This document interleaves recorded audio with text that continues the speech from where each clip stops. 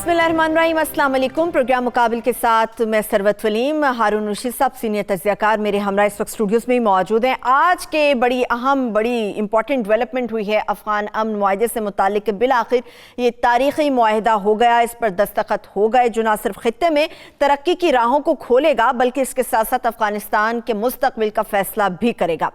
पाकिस्तान की अगर बात करें तो पाकिस्तान हमेशा से इस बात पर कायम रहा है कि अफ़गान मसले का किसी किस्म का कोई फ़ौजी हल मौजूद नहीं है, बल्कि इन दोनों फ़रीक़ैन को मुज़ाकरात की मेज़ पर आना होगा। और बिल आखिर पाकिस्तान की ये बात पूरी दुनिया ने देखा कि पाकिस्तान एक तो अमन का दाई है और ग्लोबल पार्टनर भी है। अमन के हवाले से अगर देखा जाए पाकिस्तान के इस मौक़िफ़ को बड़ी तक़वियत मिली है आज के इस बड़े इंपॉर्टेंट मुआहदे के बाद। अब मामला ये है कि मुश्तरका एलामिया तो जारी किया गया है जिसकी मुख्तलिफ शिकें हैं जिनका वन बाय वन जायज़ा लेंगे। एक बड़े कैनवस पर इस एग्रीमेंट को सामने रख के हारून साहब का तज्ज़िया लेंगे, मगर इसके साथ साथ इसके असरात क्या होंगे अगर अमेरिका को सामने रखते हैं, पाकिस्तान को सामने रखते हैं, या फिर अफगानिस्तान और खित्ते की दूसरे हमसाय ममालिक की अगर बात करें तो इसके असरात क्या होंगे।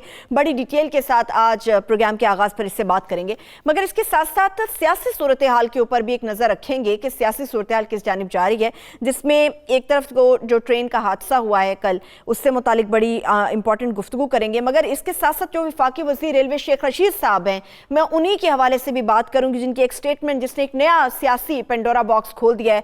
वो कहते हैं कि इमरान खान साहब के अलावा जितने भी सारे सियासतदान हैं वो GHQ के गेट नंबर 4 की पैदावार हैं। हारून साहब का तज्जिया लेंगे कि ये क्या मामला है, किस किस्म की बातें हो रही हैं, माजी के हवाले भी आपके सामने रखेंगे।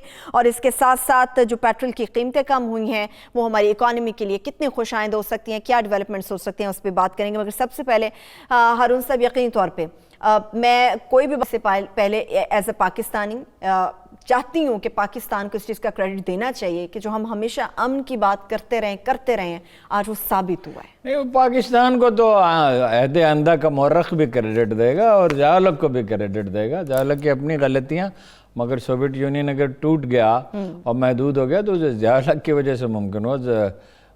वो बर्जिंस्की ने कहा था, ज़बिग्नेव बर्जिंस्की जो डील करता था अफ़गानिस्तान के मामलात पर, नेशनल सिक्योरिटी एडवाइज़र रैगन का, कि 18 अगस्त के लंदन टाइम्स में उसने लिखा, ज़िया-उल हक was the only architect of Soviet military और पॉलिटिकल डिफीट इन अफ़गानिस्तान। वो नज़रियाती मामलात का ज़्यादा अहाता नहीं कर सके ज़िया-उल हक। कश्मीर की तहरीक भी ज़िया-उल हक की पैदा करदा है। ज़िया-उल हक ना होते तो कश्मीर में कोई तहरीक ही ना होती। उन्होंने मजहबी अनासर को, क़दामत पसंद मजहबी अनासर की जो हौसला अफजाई की, उससे जो मसाइल पैदा हुए वो अब अपनी जगह बड़ा संगीन मसाइल थे। लेकिन ये कि अफ़गानिस्तान अगर आज़ाद हुआ तो उसमें ज़िया-उल हक का बहुत बड़ा रोल था। और ज़िया-उल हक ने तो 160 पेजेस लिख दिए थे अपने ऑटोबायोग्राफी के, और नजीब को मैसेज भेज दिया था कि मैं मुस्तफ़ी होने के लिए तैयार हूँ, तुम भी हो जाओ मैं भी हो जाऊँ। और उनकी बात अगर मान ली जाती है, खाना जंगी का जो 28 साल का दौर है ये होता ही नहीं 92 के बाद। वो तो कहते थे कंसेंसस गवर्नमेंट बनाए, और उसने गलती की जुनेजो ने, और उस आदमी ने जो नूरानी उनका वज़ीर ख़ारिजा था, और अमरीकियों को भागने की जल्दी थी, रूसियों को भागने की जल्दी थी उनकी बला से, वो तो चले गए। वो तो अमरीकियों ने तो फिर भी कोई ना कोई यहाँ तरक्याती काम भी किया है, और ये है कि मुस्तकबिल के लिए कमिटमेंट्स कर रहे हैं, अपना रसूख चाहते हैं। वो तो उनको तो अपना मुल्क बचाने की फ़िक्र पड़ गई और वो टूट ही गया, नहीं बचा। तो ये एक तारीख़ी दिन है, ये 21वीं सदी के अजीम तरीन वाक़यात में से जैसे वियतनाम की को कोई भूल नहीं सकता। वहाँ शिकस्त हुई अमरीकियों को और वियतनाम हमेशा के लिए उनके दायरे असर से निकल गया। इसी तरह इराक़ से भी वो निकल गया, कोई जंग तो अमरीकियों ने वैसे कभी जीती ही नहीं है। और मुआहदा उन्होंने किसके साथ किया है? मुआहदा उनके साथ किया है जिनको कल तक वो जिनको वो कत्ल करने आए थे। 2 लाख अफगानों को कत्ल किया। अमरीकी तो सिर्फ 2,500 कत्ल हुए, लेकिन ज़ख्मी हुए और डिप्रेस हुए, और उनको फेस सेविंग मिल गई है। लेकिन ज़रूरी नहीं है कि मुस्तकबिल में भी फेस सेविंग मिले। अगर यहाँ वो शरारतें करते रहेंगे तो फिर अगर ईरान गंभीर हो सकता है, और चीन और रूस और पाकिस्तान को एतमाद, तुर्की भी, तुर्क कबाइल जो हैं वो तुर्की की तरफ देखते हैं। दोस्तम जो है, दोस्तम अहम है। और कुछ लोगों ने आज कहा कि हिकमत यार जो है उसका कोई रोल नहीं, हिकमत यार का रोल है, सबसे ज़्यादा रोल तालिबान का है। लेकिन तालिबान का रोल दायमी नहीं है।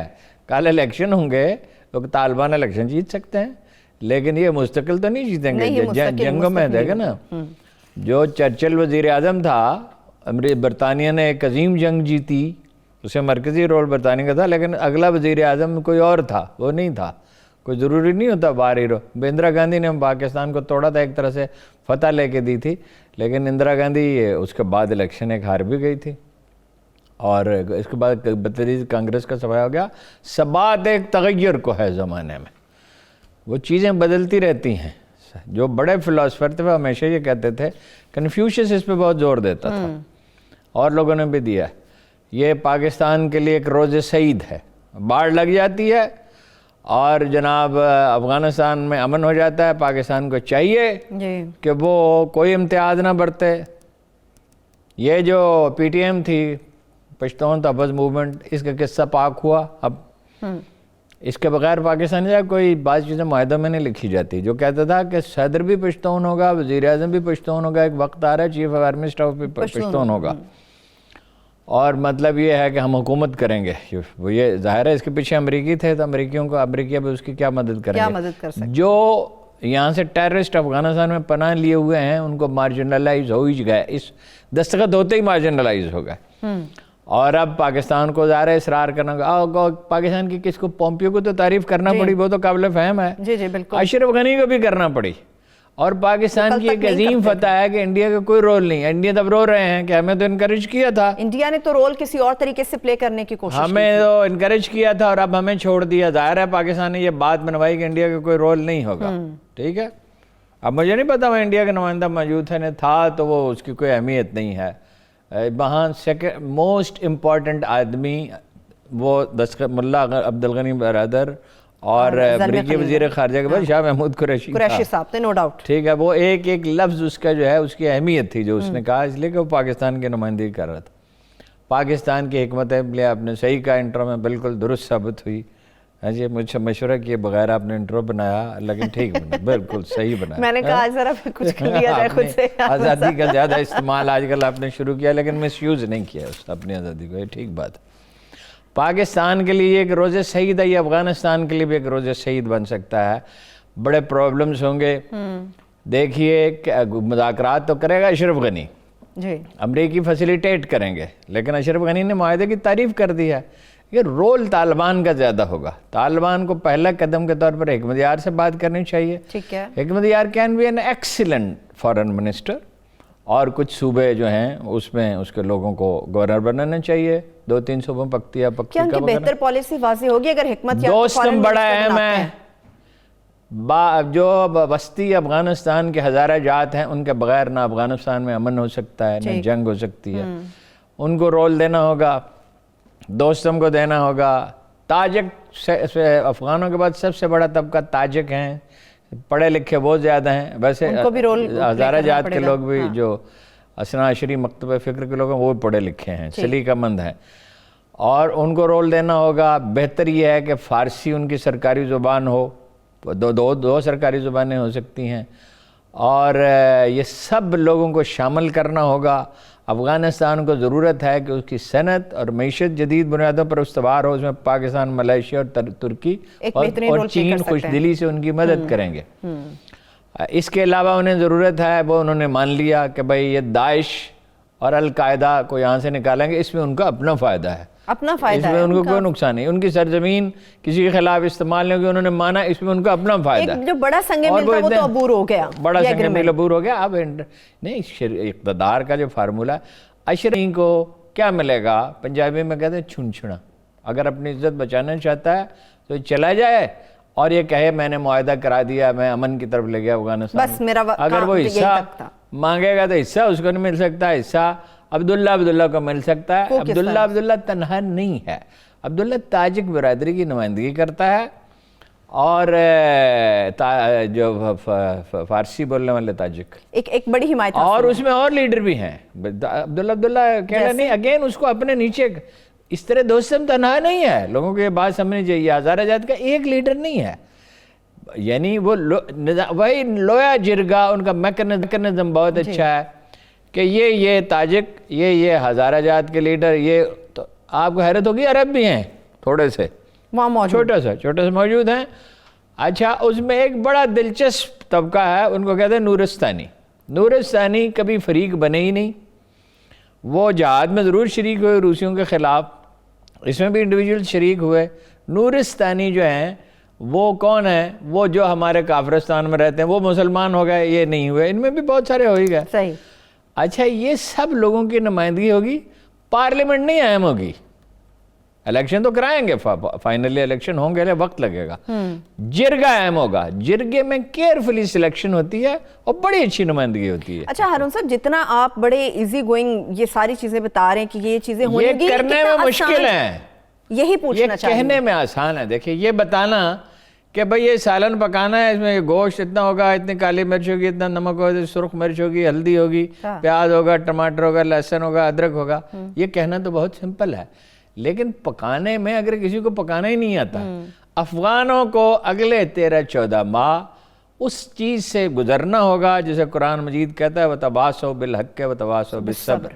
سچائی پر قائد اعظم کا جو میتھڈ تھا، جو نیلسن منڈیلا کا تھا، آپ اپنے سچے موقف پہ قائم رہیں گے مگر صبر کا مظاہرہ کریں گے. کسی کی معاونت درکار ہوگی، اور یہ بالکل اس میں ایران کی مدد چاہیے، اس میں ان کی مدد چاہیے، سب سے زیادہ پاکستان کی چاہیے. اور ان سب یہ ملک اگر امن چاہتے ہیں افغانستان میں، اور ان میں کوئی انسانیت کی کوئی رمق ہے، کسی کو پاکستان کو شامل کر کے میں کہہ رہا ہوں، کسی گروہ کی مدد نہیں کرنی چاہیے. وہاں چھوٹے سپلنٹر گروپ ہیں، طالبان کے جو اس معاہدے کو نہیں مانیں گے، فساد کریں گے، انہیں ڈس آرم کرنا چاہیے. ان کو پاکستان کو بھی مدد کرنی، سب کو مدد کرنی چاہیے. اور بارگیننگ تو کرنی چاہیے، ہر ایک کا حق ہوتا ہے. ہارڈ بارگیننگ ایسی نہیں کرنی چاہیے جسے امن خطرے میں پڑے. کئی اور خدشات بھی ہیں جو اس معاہدے کو لے کے، جس طرح سے کہا جاتا ہے ڈونلڈ ٹرمپ کی طبیعت کچھ ایسے ہے، ڈونلڈ ٹرمپ کی طبیعت کچھ ایسے ہے کہ اس معاہدے کا سب سے بڑا خطرہ خود ٹرمپ سے ہی ہے. اس معاہدے نہیں، ٹرمپ کو الیکشن جیتنا ہے. ٹرمپ کی خواہش دیکھیں نا، امریکی اسٹیبلشمنٹ تو اس معاہدے کے حق میں تھی ہی نہیں شروع میں، مشکل سے مانی ہے. ریپبلکن پارٹیز کے حق میں نہیں تھی. معاہدہ یہ یعنی اس نے ایک زبردست اچھا کام کیا. آج تک اس کے کسی کام کی تعریف نہیں کی گئی سوائے اس کے کہ لوکلی اکانومی بہتر ہوئی تو لوگ اس پہ اکانومی ٹھیک ہونے پہ خوش تھے. امریکن کو خوش ہونا ہی چاہیے. یہ ایک ایسا کام ہے جس کی وجہ سے ٹرمپ کی دنیا بھر میں ستائش کی جائے گی. اس نے امریکی انڈین سے صاف کہا آپ کا کوئی رول نہیں ہے. اس نے مودی کا مذاق اڑایا، کہتا ہے ہم نے بڑی مدد کی ہے. 5 گھنٹے امریکہ ایک سال میں جتنی مدد دیتا ہے، یعنی $10 بلین یا $15 بلین یا 5 یا $2 بلین جتنے بھی خرچ، $3 بلین تو آرمی کے لیے چاہیے. اچھا آرمی کی تشکیل بڑی پیچیدہ ہے. آرمی ری اسٹرکچر ہوگی افغانستان کی، آج کسی نے اس پہ بات نہیں کی. اس لیے کہ اس میں شمالی علاقے کے لوگ زیادہ ہیں، اس میں ہزارہ جات زیادہ ہیں. جی یہ وہ لوگ ہیں پروگریسو ہیں، یہ وقت کے ساتھ چلتے ہیں. ان میں تعلیم زیادہ ہے، تاجکوں میں، ہزارہ جات میں. ری اسٹرکچر ہوگی. کوئی تنازع نہیں کھڑا ہوگا اس سے ہارون صاحب آپس میں؟ نہیں تنازع، دیکھو اگر تو ہر چیز پہ دنیا میں تنازع ہوتا ہے، لڑائی اور لسی کو جتنا چاہیں بڑھا لیں. امیدیں اور خدشات پہ بھی بات کرنا بڑا ضروری ہے ہارون صاحب. نہیں، بڑی حقیقت پسندی کے ساتھ یہ سمجھنا کہ خود بخود چیزیں ٹھیک ہو جائیں گی. خود بخود نہیں ٹھیک ہوتی چیزیں. آپ کو ایک پولیس چاہیے جو نیشنل پولیس ہو، آپ کا فوج، اس سے پہلے آپ کو ایک فوج چاہیے نیشنل. پاکستان کی فوج میں یہ سوال نہیں اٹھتا یہ شیعہ ہے یا سنی ہے. سول سروس میں یہ سوال نہیں اٹھتا. ہم سودا سلو خریدنے جاتے ہیں تو یہ نہیں سوچتے کہ یہ کون آدمی ہے. ہم دفتر میں ملازم رکھتے ہیں، پرائیویٹ دفتروں میں، ہم اور تو ہر سوال پوچھتے ہیں. یہ نہیں پوچھتے کبھی یہ نہیں آپ کے مذہبی رجحانات کے، آپ کی ذات پات کے. یہاں تو خیر اب شادیاں بھی پاکستان میں شہروں میں اس طرح ہو رہی ہیں، وہ کسی کی ذات ہی نہیں پوچھتا. میں نے پوچھا، اب وہ بہت ہی محترم خاتون ہے، امید ہے وہ برا نہیں مانے گی. میں نے اس سے کہا، میں ختم کرتا ہوں، میں نے پوچھا فوزیہ قصوری سے کہ جو ہمارے قصوری ہیں، جو ہمارے بہت ہی محترم ہیں، ان کے والد سے بھی ہمارے مراسم تھے، ان کا تعلق کس ٹرائب سے ہے؟ یعنی جاٹ ہیں، گجر ہیں، قریشی ہیں، کیا ہیں، کون ہیں؟ اس نے کہا مجھے نہیں پتا. اس نے کہا مجھے نہیں پتا. یہ سوال irrelevant ہو جاتا ہے جدید معاشرے میں. سوال ہے کتنا پڑھا لکھا ہے، خاندان اچھے لوگ ہیں، شریف لوگ ہیں. پاکستان میں اگر یہ ہو سکتا ہے، ابھی ہمارے ہاں قبائلیت ہے، پختونخوا میں ہے، سندھ کے کچھ علاقوں میں ہے، بلوچستان میں، لیکن شہروں میں تو کراچی میں یہ سوال نہیں ہے۔ چلیں اس میں بات کرتے ہیں ایک چھوٹی سی بریک سے واپس آ کے، ایک بریک کی طرف بڑھ رہے ہیں، بریک سے واپس آ کے گفتگو کا سلسلہ یہیں سے آگے بڑھے گا۔ اس معاہدے کے ساتھ جو امیدیں ہیں، جو خدشات اس کے ساتھ ساتھ چل رہے ہیں، اس پر تو بات چل رہی ہے، مگر اس کے ساتھ ساتھ اس پورے خطے پر، خاص طور پہ پاکستان پر، امریکہ میں اور خود افغانستان پر اس معاہدے کے کیا اثرات ہو سکتے ہیں، ایک چھوٹی سی بریک سے واپس آ کے بڑی تفصیل کے ساتھ اس پہ گفتگو کریں گے۔ Stay with us.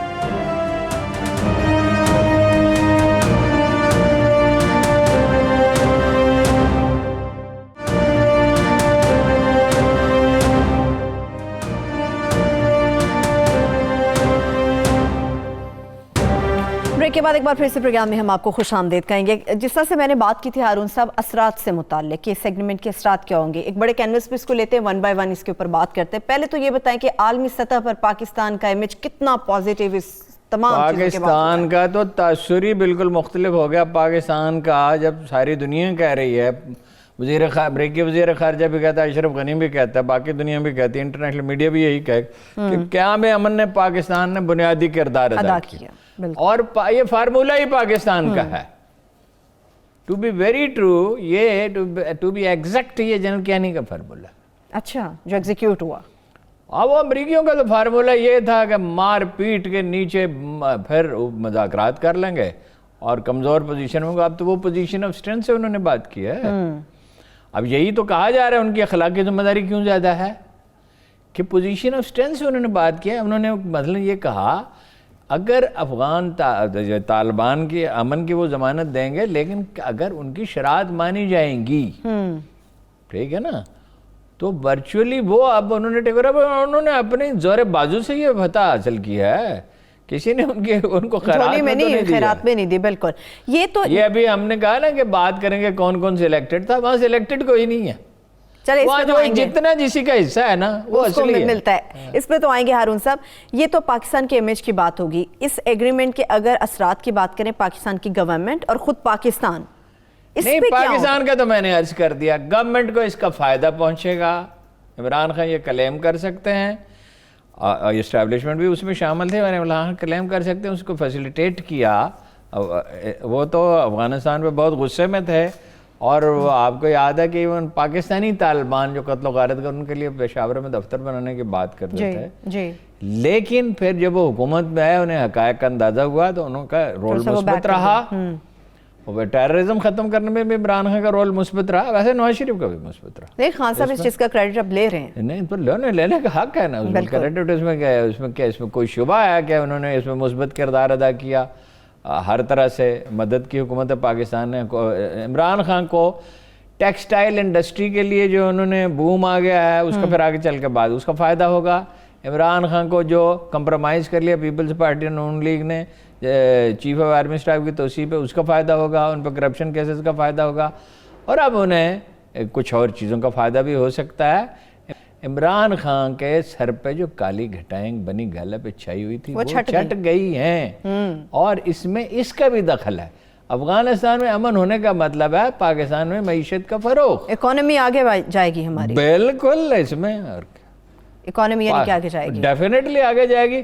صرف اب آپ جلال آباد تک ٹریک بنا دیں تو آپ کی $6-7 بلین کی سمگلنگ ہے، وہ آدھی بھی رہ جائے اگر، اور خاردار تار لگ جائے تو آدھی بھی کہاں رہے گی۔ تو خود سینٹرل ایشیا کے اوپر اس کے کیا اثرات ہوں گے؟ سینٹرل ایشیا میں یہاں سے لوگ جاتے تھے ٹرینڈ ہو کے، اور مڈل ایسٹ میں بھی جاتے ہیں۔ حسنی مبارک نے کہا تھا پاکستان کے راستے جاتے ہیں ٹرینڈ ہو کے آتے ہیں، پاکستان کو دہشت گرد ملک قرار دیا جائے۔ مڈل ایسٹ میں امن ہونا شروع، یہاں نہ داعش والا کوئی ہوگا نہ القاعدہ والا کوئی ہوگا، وہ ان کو چھٹی کر مار ڈالیں گے یا کہیں گے بھاگ جاؤ یہاں سے، جو مرضی کرو، اور ان کو مرنا تھا۔ جناب رسالت مآب نے فرمایا، ان گروہوں کے بارے میں فرمایا تھا، یہ لڑکے ہوں گے لڑکے، اور کہا ایک کنیت شہر کے نام پہ ہوگی ابو بکر بغدادی، اور آپس میں لڑ مریں گے۔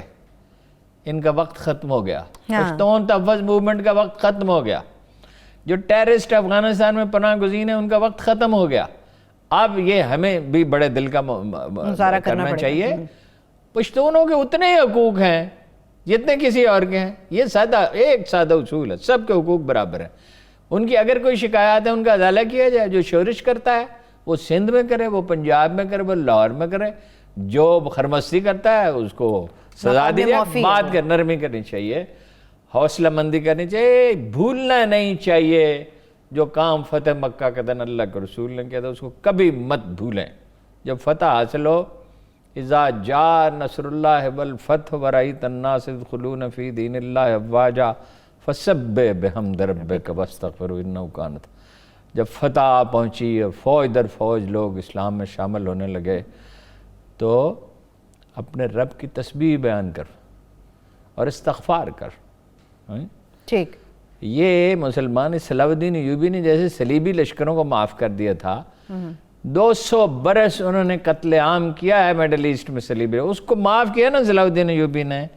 تو ہیرلڈ لیم کہتا ہے کہ یہ تو تاریخ میں کبھی ہوا ہی نہیں, اس کو نہیں پتا تھا. مکہ کا دن یہی ہوا تھا جب مسلمانوں مصر فتح کیا نا, شام کیا, امارات کا علاقہ فتح کیا, یہ عربوں کا حصہ نہیں تھا. ایران فتح کیا, آذربائیجان تک کتنے علاقے فتح کیے, تو لوگ مسلمان کیوں ہو گئے؟ اگر ان کے ساتھ ظلم و جبر کرتے, زیادتی کرتے. اسپین میں نہیں ہوئے لوگ مسلمان, ہندوستان میں لوگ بہت کم مسلمان ہوئے, اسپین میں ہوئے, کم ہوئے. تو یہ عالی ظرفی کا مظاہرہ کرنا ہوگا.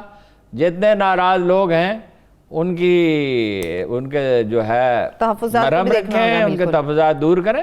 ہاں کوئی خرمستی کرتا ہے, یہ تو خیر پی ٹی ایم کی لیڈرشپ تو خرمستی کر رہی تھی. بھائی اردو سپیکنگ آرمی چیف ہو سکتا ہے, ہوئے نا 2. جی جی, مشرف صاحب بھی گزرے ہیں, بالکل. کیوں نہ ہو, اپنے اس کا ٹیلنٹ تھا, وہ ہوا, وہ کوئی جبرن ہوا. نہیں, ہنر اور ٹیلنٹ کی بنیاد پہ جو آگے آتا ہے اس کو اتنا ہی حق ملنا چاہیے جتنا. اور مطلب یہ ہے کہ پشتون ہوئے, کئی پشتون ہوئے. ایک فارسی بان بھی, Agha Khan was not a Pashtun. General Muhammad Agha Yahya Khan کے گھر میں فارسی بولی جاتی.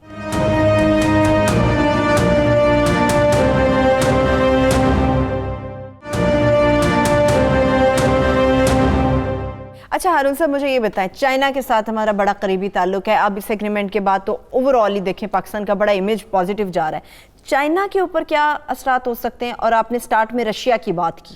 چینیوں کو تو اتنا فائدہ ہوا ہے کہ آپ حیران ہوں گے. حالت جنگ میں مائننگ انہوں نے کی, یعنی وہ جو افغانستان میں دنیا کی سب سے قیمتی معدنیات ہے, پٹرول بھی ہے, کم ہے. پہلے تو یہ تاثر تھا it is floating on oil, بہت جیسے مڈل ایسٹ کی طرح, وہ نہیں ہے. مگر معدنیات بے حد قیمتی. آج دنیا میں جو ٹی وی آپ دیکھتے ہیں, جو کمپیوٹر آپ استعمال کرتے ہیں, جو انٹرنیٹ آپ استعمال کرتے ہیں, جو موبائل استعمال کرتے ہیں, یہ ان معدنیات کے بغیر بن سکتا ہی نہیں ہے. چھوٹی چھوٹی چیزیں ہیں جو ان سے بنتی ہیں, اور وہ بہت سونے جیسی قیمتی نہیں ہیں, وہ ہیرے کی طرح قیمتی ہیں. اتنا سا ٹکڑا اس کا ہزاروں لاکھوں ڈالر کا ہے. تو وہ افغانستان میں ہیں, وہ وزیرستان میں ہیں, اور وہ بلوچستان میں ہیں. پاکستان سے ایک پٹی چلی جاتی ہے, ایران سے کچھ حصہ ہے, پاکستان کا حصہ, اور افغانستان ہے. چینی نے وہاں آلریڈی مائننگ شروع کر دی ہے, بہت پہلے آلریڈی کر چکا ہے. چینی کمپنیوں اس کی بینیفیشری ہیں. وہاں سے کچھ لوگ ٹرینڈ ہو کے جاتے تھے, جو وہاں کو گڑبڑ بھی ہوتی تھی. پاکستان میں بھی ایک زمانے میں کچھ ایسے لوگ تھے. چینیوں کو وسعت قلب کا مظاہرہ کرتے ہوئے اپنی ترکمان آبادی, ترک آبادی کو دیکھنا چاہیے, کاشغر کے لوگوں کو, اور اس کے مسئلے حل کرنے چاہیے. کرنے پڑیں گے انہیں, اس کے سوا کوئی چارے. دنیا بھر میں یہ ہر جگہ اس کا اچھا اثر ہوگا, لاسٹنگ ہوگا, کتنا ہوگا نہیں ہوگا. پاکستان کی یہ بہت بڑی فتح ہے, انڈیا کی یہ بہت بڑی شکست ہے. امریکیوں کو فیس سیونگ مل گئی ہے, لیکن فیس سیونگ انہیں کس قیمت پہ ملی ہے کہ وہ ابھی مدد دیتے رہیں گے. $1000 بلین ان کے ضائع ہوئے جنگ میں, $135 بلین ڈیولپمنٹ میں لگے, اور موقف ان کا جو ہے مسترد ہو گیا. ابھی رشیا کے لیے کیا فائدہ ہو سکتے ہیں؟ رشیا سینٹرل ایشیا میں بھی یہیں سے ٹرینڈ لوگ جاتے تھے. رشین یہ بڑے خوش ہوں گے اس پہ, اور روسیوں کو اعتماد میں لینا چاہیے. ایرانیوں کو لازماً, ترکوں کو بھی, پاکستان کو تو ہے ہی, چین کو بھی, یہ مل جل کے کوشش کریں گے. یہی باتیں ہم کہتے تھے 92 میں, اس وقت اس کا مذاق اڑا. خیر یہ جب جنگ شروع ہوئی, جب کہا گیا کہ روسی ہار جائیں گے, اس وقت بھی مذاق اڑایا گیا. جب امریکی آیا, ہم کہتے تھے بھائی امریکی نہیں جیت سکتے, تاریخ کا پیٹرن ہے ایک, وہ بدل نہیں سکتا. قدرت کی منشا یہ نہیں ہے, وہ مانتے ہی نہیں غیر ملکیوں کے وجود کو. ان کی میجارٹی مرسنریز بھی ہوتے ہیں, حامد کرزئی بھی ہوتے ہیں, تو ہر طرح کے لوگ ہوتے ہیں, اشرف غنی بھی ہوتے ہیں, لیکن لوگ تو نہیں اب بھی 50% علاقے پہ تو طالبان کا آلریڈی قبضہ تھا. قبضہ وہ پہلے سے تھا, میرے خیال میں شاید 50% سے بھی زیادہ ہارون صاحب تھا, ایک بڑے حصے کے اوپر افغان طالبان موجود تھے. جب روسی آئے تھے تو یہ بحث ہو رہی تھی کہ فلسطین کی طرح جدوجہد ہونی چاہیے, تو حکمت بھائی یار دی اونلی ون جو کہتا تھا نہیں جنگ ہونی چاہیے, جہاد ہونا چاہیے. فائنلی اس طرف افغانستان گیا, مجبوری تھی, اس کے سوا کوئی چارہ نہیں تھا. جو لوگ کہتے ہیں روس کے آنے پہ خاموش رہتے, کیا کہنے ان کے, بھائی روسی آئیں وہاں پہ آگے حکومت کریں, کس خوشی میں اپنی مرضی سے کمیونزم نافذ کریں, کیوں؟ اس کے بعد وہ پاکستان کو فتح کریں, اچھا اس کے بعد انڈیا کو کریں, یہ کوئی مذاق ہے؟ اچھا ہارون صاحب, ابھی جس طرح سے ٹرمپ کے حوالے سے میں نے بات کی تھی, آپ نے کہا کہ انتخابات اسے جیتنے ہیں, وہ کیوں اسے بیک فٹ کرے گا. امریکہ کے حالات اگر ذرا سے بھی مختلف ہوتے ہیں تو اس بات کے کتنے قوی امکانات موجود ہیں کہ ڈونلڈ ٹرمپ اس معاہدے سے پیچھے ہٹ جائیں گے؟ نہ, بہت کم. اس لیے کہ بھائی پھر معاہدے سے پیچھے ہٹنے کا مطلب جنگ و جدل اگر شروع ہوتی ہے تو وہ اسی طرح اخراجات, اسی طرح تباہی. دیکھیں نا, آپ سے لوگ کہیں گے کہ صرف 4,500 آدمی ان کا قتل ہوئے ہیں, جو زخمی ہوئے ہیں, جو ڈپریشن کا شکار ہوئے ہیں, جو آرمی یہاں ایکسپوز ہوئی ہے وہ مستقل طور پر ذہنی مریض بن گئی ہے. وہاں انسانی زندگی قدر و قیمت ہے. پاکستان نہیں ہے, انڈیا نہیں ہے, بنگلہ دیش اور افغانستان نہیں ہے. کئیوں کو اس میں جھونکنے کے بعد یہ خیال آیا انہیں. خودکشیاں ہوئی ہیں, خودکشی کے واقعات ہوئے ہیں. امریکی قوم کو کیا ملا یہاں سے, حاصل کیا ہوا؟ فیس سیونگ کے لیے اب یہ ایگریمنٹ کیا, لیکن 14 مہینے کا جو وقت گیا ہارون صاحب, اس میں مکمل انخلا شکست مان لی ہے. مکمل انخلا ہوگا, 14 مہینے کا وقت ہے. یہ مکمل انخلا کا ہی زیادہ امکان ہے, اور مکمل انخلا اگر نہیں ہوگا تو بھائی وہ افغان آرمی افغان ہے نا, وہ کوئی اور تو نہیں ہے نا. دیکھیے افغانستان کے بارے میں ظہیر الدین بابر نے ایک بڑا دلچسپ فقرہ لکھا ہے, کابل اور اس کے نواح کے بارے میں. پورا افغانستان تو 250-300 سال پہلے احمد شاہ ابدالی کے دور میں وجود میں آیا. اس سے پہلے یہ انڈیپینڈنٹ تو نہیں تھا کبھی کسی کی, کبھی ایرانیوں کی حکومت, کبھی ترکوں کی حکومت. یہ وہاں سے غزنی سے گورن ہوتا رہا, پرلی طرف سے ہوتا رہا, سینٹرل ایشیا سے. تو اس نے کہا تھا عجیب ملک, اخراجات زیادہ, آمدن کم. یعنی وہ شورش جو رہتی تھی ہر وقت. تو وہ تو پھر انڈیا آیا کہ اگر بادشاہت کرنی ہے تو اس کی جگہ تو انڈیا ہے جہاں وسائل ہیں, جہاں لوگ سر جھکاتے ہیں. ویسے اس نے, ظہیر الدین Babar was perhaps the only one جس کے سامنے افغانوں نے واقعی سر جھکایا تھا اپنا. اور یہ کہتے ہیں نا منہ میں گھاس لے کے آئے گا, وہ واقعی یہ اس زمانے میں رواج تھا کہ جو ہار مانتا تھا وہ منہ میں گھاس لے کے کھڑا ہوتا تھا. اچھا. اور جھکتا تھا. وہ ظہیر الدین بابر نے تو انہیں ہرا دیا تھا, لیکن ملا تو اسے کچھ نہیں, حکومت اسی کچھ نہیں تھی. بعد میں البتہ مغلوں نے انہیں رام کر لیا, قبائل کے معاملات میں مداخلت کرنا ترک کر دی, وہیں ان کا آدمی بیٹھتا تھا. یہ اورنگزیب کے آتے آتے لے کے 22 صوبے ہو گئے تھے, اس میں افغانستان بھی شامل تھا, اس میں سینٹرل ایشیا کا کچھ علاقہ بھی شامل تھا. مغلوں کی حکومت اتنی بڑی تھی, یا ترکوں کی اتنی بڑی حکومت تھی, یا عربوں کی تھی, یا ترکوں کی تھی, یا مغلوں کی تھی, یا انگریزوں کی تھی. یہ 4 عظیم امپائرز رہی ہیں. ویسے تو رومن امپائر رہی ہے اس سے پہلے, اس کا بھی تو بڑا نام رہا ہے رومن امپائر. سکندر اعظم نے تو کوئی اس طرح امپائر تو نہیں بنا سکا, تو واپس چلا گیا. اور وہ جو تھا ہن جو تھے, ان کا سردار کیا تھا, ہٹیلا کیا نام تھا, وہ بھی یہاں تک تھا, ٹیکسلا تک, مگر وہ سٹے تو نہیں کر سکے. چلیے ابھی مجھے بریک کی طرف بڑھنا ہے, ایک چھوٹی سی بریک کی طرف ہارون صاحب چلتے ہیں. چنگیز خان کی, تاتاریوں کی حکومت کی بات کر رہے ہیں آپ, ایک چھوٹی سی بریک کی طرف بڑھ رہے ہیں. جب بریک سے واپس آئیں گے تو بات کریں گے موجودہ ملک کی سیاسی صورتحال کی, جس میں سب سے امپورٹنٹ وہ سٹیٹمنٹ ہے جس سے ایک نیا پینڈورا باکس کھل گیا ہے کہ شیخ رشید صاحب کیا کہتے ہیں عمران خان صاحب کے علاوہ جتنے بھی یہاں پر سیاستدان گزر گئے ہیں یا موجود ہیں, ان سے متعلق وہ عجیب و غریب قسم کی سٹیٹمنٹ دے رہے ہیں. اس سے متعلق ماضی کے حوالوں سے جائزہ لیں گے اس کا. Stay with us.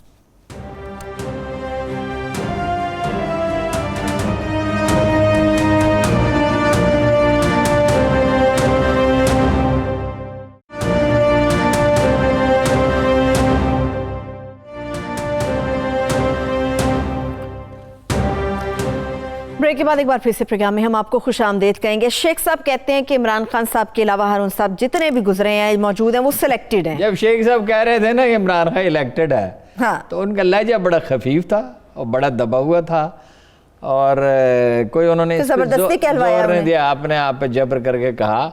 جن کو یہ سلیکٹڈ کہہ رہے ہیں یعنی نواز شریف, ان کے یہ ساتھ تھے. بھٹو صاحب کے زمانے میں تو خیر یہ ابھی he was a young man, تو یہ خان صاحب کو خطرہ ہے آئندہ آنے والے دنوں میں. پھر نہیں ان کے بارے میں بھی کچھ کہیں گے؟ دیکھیے نا خان صاحب ان معنوں میں سلیکٹڈ ان لوگوں نے ووٹ دیے ہیں، لیکن بھائی ان کی مدد کی نا اسٹیبلشمنٹ نے، ٹکٹ سارے انہوں نے خود تو نہیں دیے. اور وہ جو بھٹو تھے، دیکھیے ہم سے ایک ایک کا نام لیتے ہیں. جب میں آپ کو بتاتا ہوں کون سلیکٹڈ تھا. Liaquat Ali Khan was an elected prime minister of Pakistan. ٹھیک ہے. قائد اعظم کے تو کیا کہنے ہیں، قائد اعظم کے تو ووٹ تھے 75.6%. ٹھیک ہے. ان کے ساتھ تو مقابلہ ہی نہیں ہے کسی کا بھی نہیں، دنیا میں کسی کے ساتھ ان کا مقابلہ نہیں ہے. ان کا کمپیریزن ماضی کی عظیم شخصیات ابراہم لنکن وغیرہ سے ہو سکتا ہے. ابراہم لنکن سے زیادہ ووٹ ملے تھے قائد اعظم کو. اچھا، اور وہ یعنی اخلاقی عظمت کا سب سے لہکتا ہوا ستارہ ہیں ابراہم لنکن سے بڑھ کر. ہم نے انہیں قدر نہیں کی ان کی. تو لیاقت Ali Khan was elected, Khwaja Nazim Uddin was elected. ٹھیک ہے. پھر قصہ شروع ہو گیا مینوپولیشن. سکندر مرزا اور وہ غلام احمد کرتے رہے. وہ مینوپولیشن سے لوگ آتے رہے، لیکن وہ اس میں صرف فوج کی سے نہیں تھی، اس میں سول سروس کی، یعنی پوری اسٹیبلشمنٹ جو تھی وہ انوالو. سور وردی. اب سور وردی اس کا استحقاق ہے. Suhrawardy was a very good politician. Khawaja Nazimuddin اور سور وردی کے بعد پھر ایک آدھی بنگالی آیا ہے، بوگرا ہے، چندریگر ہیں، چودھری محمد علی ہیں، فیروز خانون ہیں. یہ اسٹیبلشمنٹ انہیں لاتی تھی. الیکشن تو ہوئے ہی نہیں. 54 کے بعد الیکشن تو نہیں ہوئے. 54 کے بعد جو اسمبلی بنی اس میں مینوپولیشن ہوتی رہی. پھر آ گئے جناب ایوب خان صاحب چیف آف آرمی اسٹاف ہوتے ہوئے. اس وقت چیف آف آرمی اسٹاف کے بجائے کہتے تھے کچھ اور کوئی عہدے کا نام تھا. ہاں جی، commander in chief. Commander in chief وہی ہوتا تھا. اب تو صدر ہوتا ہے نا کمانڈر. جی جی بالکل. اچھا، پھر وہ ڈائریکٹ آ گئے. انہوں نے بھٹو کو پالا پوسا، 66 میں نکال دیا. انہوں نے اپنی پارٹی بنائی. ایوب خان کمزور بن گئے. جیتے وہ خود، لیکن اقتدار تو شیخ مجیب الرحمان کا حق تھا. اگر اس وقت فوج تہیہ کر لیتی، یعنی یحییٰ خان کے بعد تو ایک انتشار بہت ساری چیزیں ایسی نہ نقشے پہ ہوتی جو آج نظر آتی ہیں. الیکشن ہوتا نا. پھر کچھ لوگوں نے مطالبہ کیا تھا. بہرحال وہ الگ ہو گئے اور انہوں نے اپنی پارٹی بنائی. اور وہ پارٹی جو ہے وہ کہتے ہیں جی عمران خان صاحب بھی کہتے ہیں اینٹی اسٹیبلشمنٹ تھی. وہ یحییٰ خان کے ساتھ مل کے انہوں نے سیاست کی. ایوب خان کی ضرور مخالفت کی، لیکن یحییٰ خان کے ساتھ مل کے سیاست کی. یحییٰ خان صدر بننا چاہتے تھے.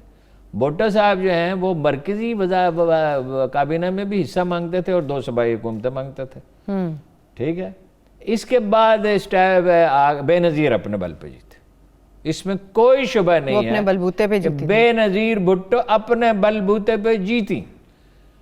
میجارٹی زیادہ نہیں تھی تو انہوں نے سمجھوتا کیا وزارت خارجہ اور وزارت خزانہ. غلام رضا خان بن گئے وزیر خزانہ، صاحبزادہ یعقوب علی خان بن گئے وزیر خارجہ. انہیں نکال کے اسٹیبلشمنٹ لائی نواز شریف کو. پھر یہ کھیل چلتا رہا. پھر بے نظیر کو لائی، پھر نواز شریف کو لائی. ٹھیک ہے نا. نواز شریف کو لائی، پھر بے نظیر کو لائی، پھر یہ 3 دفعہ. مطلب یہ نواز شریف جو آخری دفعہ کوئی چاہتا بھی تو نواز شریف کو 99 میں نہیں ہرا سکتا تھا. ٹھیک ہے. 99 میں ٹھیک ہے. 96 میں ساری نومبر 96 میں، دسمبر میں الیکشن ہوئے. 97 میں پاور نواز شریف صاحب الیکٹ ہو گئے. لیکن یہ پروان دربارہ میں چڑھے. یہ شیخ رشید ٹھیک ہے. شیخ رشید بھٹو کے زمانے، ضیاء الحق کے زمانے میں تو انہوں نے مطلب یہ ایوب خان کے زمانے میں تو یہ کہیں تھے ہی نہیں. ضیاء الحق کے زمانے میں بھی میئر بن سکتے تھے. وہ تو مناظرہ کرنے کو بھی تیار ہیں، چیلنج کرتے پھر رہے ہیں ہر جگہ. جنہوں نے کرنا مناظرہ کریں. شیخ صاحب سے مناظرہ کرے. جس کا دماغ خراب ہو، جس کا دماغ صحیح ہو، اسے کیوں مناظرہ کرے گا؟ وہ کوئی مناظرہ دلیل کے ساتھ. آپ کا مطلب ہے شیخ صاحب کا حافظہ ٹھیک ہو رہا ہے یا نالج کم ہے؟ نہیں، شیخ صاحب کہتے ہیں نا، کل کہہ رہے تھے میں کبھی کسی بچے کو برا نہیں کہا. بلاول بھٹو کو کے بارے میں کیا کچھ نہیں کہتے، کیا کچھ نہیں کہا. محترمہ بے نظیر بھٹو کے بارے میں کیا کچھ نہیں کہا. اور عمران خان کے بارے میں بھی عمران خان سے تھوڑا ڈرتے تھے. لیکن یہ کہ کہتے تانگے کی سواریاں تمہاری پارٹی کیا ہے. تانگا پارٹی. پھر اس تانگے میں وہ سوار ہوئے. پھر وہ بوئنگ بن گیا. پھر وہ ایک بڑا بحری جہاز بن گیا. پھر اس میں جناب 22 کروڑ آدمی سوار ہو گیا. اب وہ الیکٹڈ ہے. بھائی ان کو اسٹیبلشمنٹ کی حمایت حاصل تھی. آج بھی اسٹیبلشمنٹ کی حمایت نہ تو ان کے لیے حکومت بحال رکھنا مشکل ہو جائے. آج بھی نواز شریف کے ووٹ عمران خان سے زیادہ ہیں. لیکن اسٹیبلشمنٹ کو نواز شریف سے یہ پرابلم نہیں تھا. لوگ کہتے ہیں کرپشن کا. کیا کرپشن کا کیا پرابلم تھا؟ کوئی کرپشن اتنا ناپسند تو کرتی تھی اسٹیبلشمنٹ کرپشن کو. انڈین پالیسی اس کی، انڈین پالیسی کا مطلب ہے انڈین ہیجمنی قبول کرنے کا مطلب امریکن ہیجمنی قبول کرنا، پاکستان کی آزادی پہ سمجھوتا کرنا. تو وہ ناقابل قبول رہا، وہ ناقابل قبول تھا. اور باقی پیسے تو بنانے میں کوئی کسر نہ زرداری صاحب نے چھوڑی نہ چھوڑی. پی ٹی آئی میں بھی ایسے لوگ ہیں اللہ کے فضل و کرم سے. ایک وزیر اعلیٰ، میں اس کا نام نہیں لوں گا، 5,000 روپے بھی نہیں چھوڑتا. 5,000 روپے بھی نہیں چھوڑتا ہے پی ٹی آئی کا وزیر اعلیٰ. اچھا، تو باقی بھی نہیں چھوڑتے. وہ بلوچستان والے کی شکایت نہیں سنی بھائی. چلیے یہ تو وقت بتائے گا. اچھا ہارون صاحب، ابھی شو میں آنے سے پہلے، مقابل کا آغاز کرنے سے پہلے بڑی زبردست نیوز آ رہی تھی پیٹرول سے متعلق. لوگ کافی خوش ہیں کہ پیٹرول جو ہے وہ سستا کر دیا گیا، 5 روپے تھوڑا کم کیا گیا. اپوزیشن آپ کو بتائے گی کہ نہیں 14 روپے سستا کرنا چاہیے تھا. بات یہ ہے جس ملک کا تجارتی خسارہ اتنا زیادہ ہے، خدا کا شکر ہے کافی کم ہو گیا. اب ہمیں گروتھ کی طرف جانا چاہیے. دیکھیے اکانومی گرو کرے گی انشاءاللہ. ٹیکسٹائل انڈسٹری میں جو 100% بکنگ ہے اس سے زیادہ ہو نہیں سکتی. ٹارگٹ برآمدات کا پورا ہو جائے گا. گروتھ کی طرف جائیں، انڈسٹریلائزیشن کی طرف جائیں.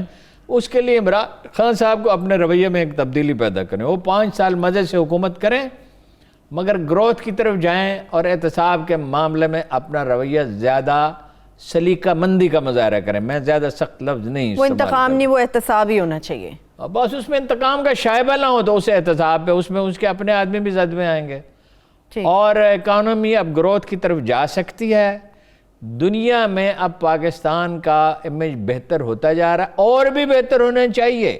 ٹھیک ہے، یہ جو پیسہ ملک سے باہر جا رہا ہے اس کو روکنا چاہیے. برین ڈرین ہو رہا ہے. ہر ذہین آدمی جو ہے وہ کہتا ہے جی میں جب کینیڈا میں کام کروں گا. اچھا، آج ایک صاحب تھے، انہوں نے کہا میں نے تو اپنے والد سے کہہ دیا میں نہیں بزنس کرتا یہاں پہ. امریکہ سے پڑھ کے آئے تھے، ہوٹلنگ بڑی اعلیٰ درجے کی. ان کے باپ نے کہا، والد صاحب نے کہا، بہت معزز آدمی ہیں، انہوں نے کہا یار میں نے یہاں 50 سال بزنس کیا، میں کر سکتا، تم نہیں کر سکتے، تم امریکہ سے پڑھے لکھے ہو. مگر ان کے ایک بھائی نہیں تیار، انہوں نے اپنی زیادہ تر انویسٹمنٹ امریکہ میں کیا اور منی لینڈر کے ذریعے نہیں کی ہے، وہیں کمایا ہے، وہیں بینکوں سے لون لے کے. ٹھیک ہے. اور ایوارڈ لیا ہے بیسٹ نیو بزنس مین کا پورے امریکہ میں. زبردست. اچھا، اب ہمارا جو ٹیلنٹ ہے، وہ جو آدمی امریکہ میں ہوٹل بنا رہا ہے، میں نام بتاتا ہوں آپ کو، ہارون خواجہ. اچھا، اگر وہ پاکستان میں بنائے ہیں، انہوں نے ایک انٹرنیشنل چین کے ساتھ ایگریمنٹ کیا تھا، ملتان، لاہور، اور لاہور میں 2 اور ایک کراچی میں، تو وہ 5 سٹار ہوٹل بناتے نا، تو اور بہت کچھ بنا سکتے تھے وہ. تو آپ یہ جو ٹیلنٹ ہے اور ان کی اتنی رسپیکٹ ہے کہ جب انہیں یہاں تنگ کیا گیا تو وہاں سے اس علاقے کے سینیٹر نے ایک دن ٹیلی فون کیا، انہوں نے نہیں کہا امریکی ایمبیسی کو. اچھا، یعنی وہ اکانومی کو سمجھتے ہیں، وہ چیف ایڈوائزر ہیں نواز شریف کے بیوروکریسی پہ اور اس کی مانیٹرنگ کرتے رہے. One of the most respected people in Pakistan. دیکھیں بھائی جمیل یوسف ہیں، ڈاکٹر سیٹل ہیں، بڑا ٹیلنٹ ہے پاکستان کے اندر موجود ہونا چاہیے. جن کے یہ وہ لوگ ہیں جن کے ذریعے اورنگزیب عالمگیر ایسے آدمی کو دیکھتا تھا تو کہتا تھا ایسے لوگوں کے ذریعے ملک چلائے جاتے ہیں. جناب وہ اپنا عمر فاروق اعظم کہتے تھے، کسی آدمی کو دیکھتے تھے نا، ذہین آدمی کو، فصیح آدمی کو، تو پریشان ہوتے تھے، کہتے تھے یہ بگڑ نہ جائے. پھر اس کو بلاتے تھے، پھر اس کو مشورہ دیتے تھے کہ تم یہ کرو، اس چیز کی ٹریننگ کرو، یا آرمی میں چلے جاؤ، یس اپنا میں تمہیں کوئی عہدہ دیتا ہوں، اس کی ٹریننگ کرتے. برین ڈرین نہیں ہونا چاہیے، منی لانڈرنگ نہیں ہونی چاہیے، انڈسٹریلائزیشن کی حوصلہ افزائی کرنی چاہیے، نجکاری ہونی چاہیے، نجکاری. چلیے ہارون صاحب، وقت بالکل ختم ہو گیا ہے. $5-6 بلین بچائیں. بالکل وقت ختم ہو گیا ہے. مجھے اجازت جی، اپنا بہت سارا خیال رکھیے. خدا حافظ.